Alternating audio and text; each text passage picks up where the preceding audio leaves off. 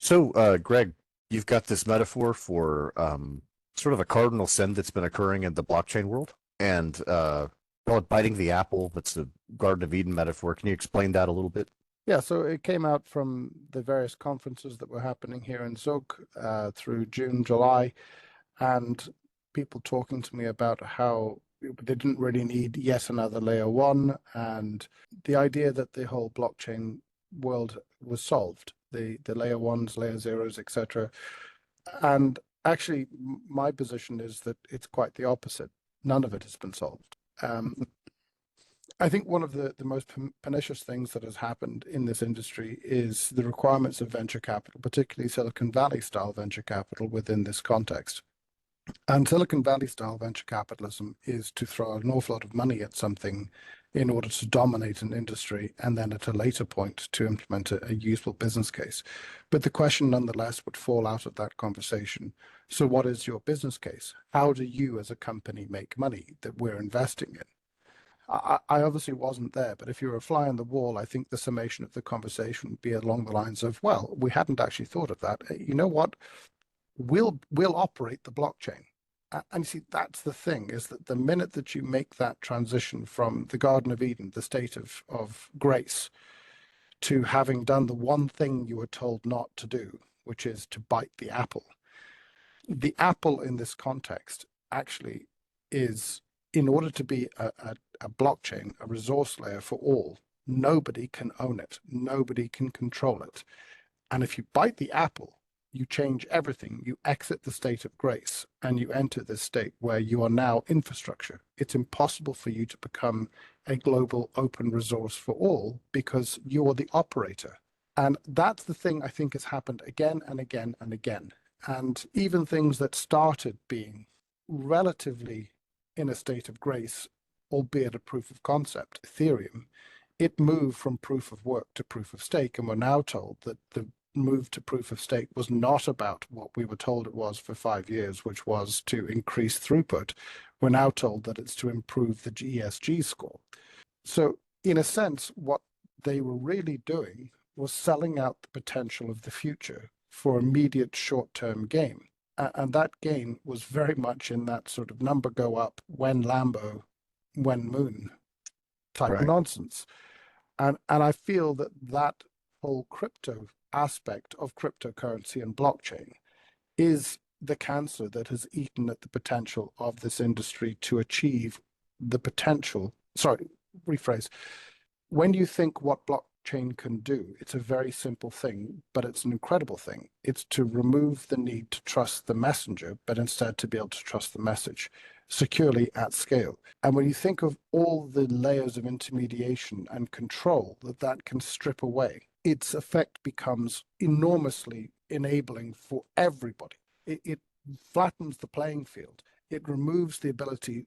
One of the big issues we talk about when we talk about the abuse of the commons is that you end up with somebody who controls the gates, somebody who controls the bridges.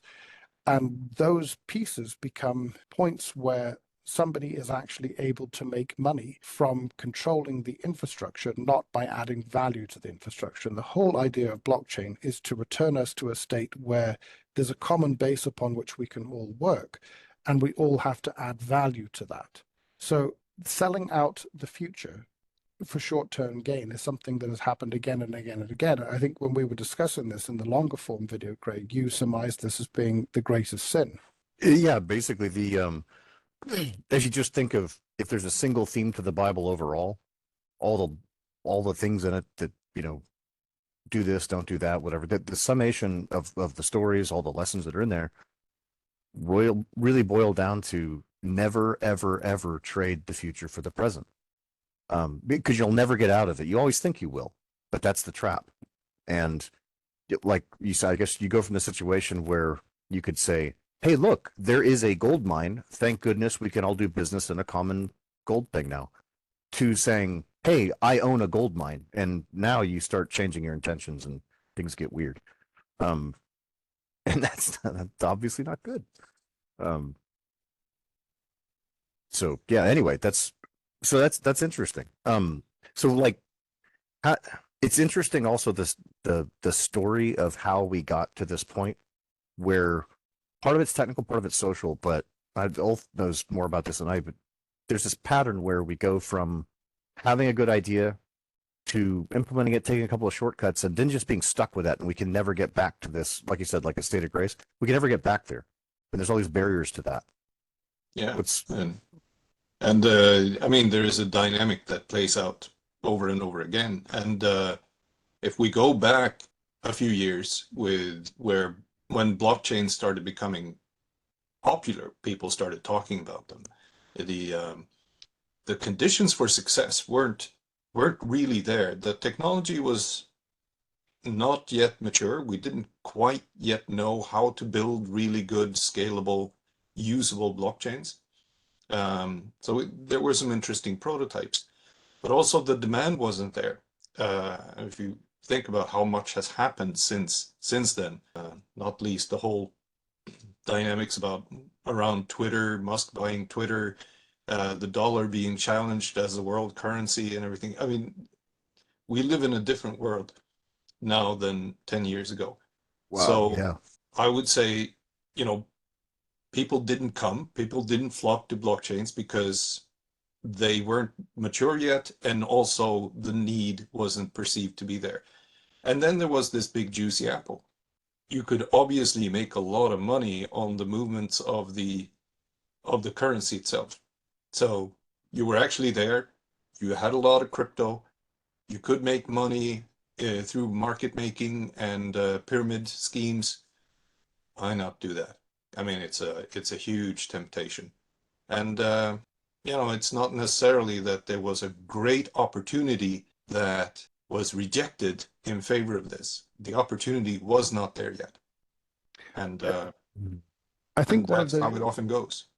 one of the very interesting things to consider when you look at this is how hard it was to solve from the nascent state of blockchains in 2010 through 2015, 16, 17, 18 versus the evolved state. And we've adopted the Bitcoin Next Generation paper as the cornerstone of how the mint works in the Gajimaru. But because of the difficulty in creating a genuine alternative that actually adhered to the ideas of what a blockchain is, what it does, how it works, making sure that it was an open private or open public resource layer, that is such a challenge, and it's so hard to do and attract funding to do, that I think what we then saw was a profusion of layer twos. And the entire phrase layer two I despise, because it's creating a link between the so-called layer one, which is the blockchain itself, and this layer two, and it's creating some sort of legitimacy in that linkage, which I utterly reject, because layer twos are actually reinstituting third-party trust. They may do it in quite an artful, clever way, but that's effectively what they're doing, and they don't have the grace of any oversight or regulatory permission to do so, which would come with auditing and proper consideration of where the risk points are and how those risk points are controlled. And perhaps most egregious of all was the emergence of Layer Zero, a company itself who defined the term beneath it. And What a actually, great name. it's just a series of bridges. And Ulf and Dimitar, you guys looked at this in some depth, so I'll pass back to you to talk about this. Yeah, Dimitar has had the pleasure of diving deep into a lot of descriptions of architectures. I think layer zero was the one you dived into. Yes, and I guess you could say, hand it to them, that with the blockchains that we have today, we have the big problem that building a sort of a peer-to-peer gateway between two decentralized systems that don't know each other or know about each other. This is essentially the Byzantine generals problem. You can read about it on Wikipedia, and it's known in computer science as a pathological problem. You can't solve it unless you bring in domain-specific knowledge, which could be the custodial factor, that you have some companies that are overseeing this, and you have to trust the companies to make sure that it works. Given that fundamental flaw, I would say the way they've gone about it is about as good as you can make it with the broken pieces that we have to start with. But it's slow and it's fundamentally unsafe unless you bring in the trust factor that you have agents who essentially run the system in some sense. Yeah, it's centralized. It's back to the blockchain dilemma, essentially. But there are trade-offs, and that one blockchain has to solve everything is really dangerous, and one solution shall fit all use cases is even more dangerous. Oh yeah. And it's all marketing. The thing is that once projects bite Apple, then they go full marketing saying that this is a non-issue, and trust us on this one. This is safe, and it is not. That's why compromises must be made according to the problem at hand. Essentially, that's basic engineering reality. Yeah, Yeah. and I think it's interesting that that's the state that we're in, where we have a whole series of blockchains saying that they are the one true answer, the one ring to rule them all. We have these layer 2s and layer 0s that have emerged that re-centralize operations or create centralized bridges in order to operate. And actually, all of it is detracting from the object and purpose. And there are good reasons as to, well, maybe not good reasons. There are certainly what the people on the other side of that equation might consider to be good reasons for them to have taken the shortcuts that they have. But certainly selling out the future for immediate gain is, it's not just in Christian teaching, it's in just about every religion, every philosophy, is this idea that to trade off the future for the present is a really bad idea. But hey, I mean, if you want to get funding for your project, you typically need to attract investors by promising some short-term gain. That And it's a pretty weak story to go out and say, well, hey, we're building this fully decentralized system. We have no levers of control. We have no way of forcing people to pay us for the luxury of using the system we're building. Of course, it's going to cost money to build it, and it's going to cost money to operate, but we hope that other people are going to go in and come in and help us run it. I mean, you have to work at making that an attractive investment opportunity. You have to talk about the opportunities that will flow or And come yet, downstream. and yet, Ulf, that's exactly what we've done. And that's exactly Yes. what we're arguing. We're arguing to the world that we haven't bitten the apple. We don't intend to bite the apple. And fundamentally, we don't need to bite the apple, because it is our belief that the future economy enabled by a true resource layer actually is such a bigger economy, and we have a sufficient market leadership of knowledge that we can exploit, that this is really the angle that we're going to drive. So we don't talk about the Gajimaru being a source of income for us, quite the opposite.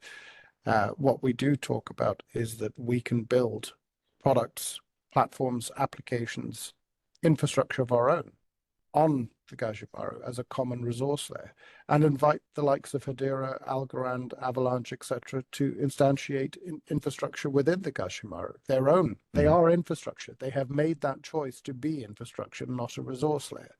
And that isn't necessarily a bad thing, because they have solutions for the market that are meritorious in their own right.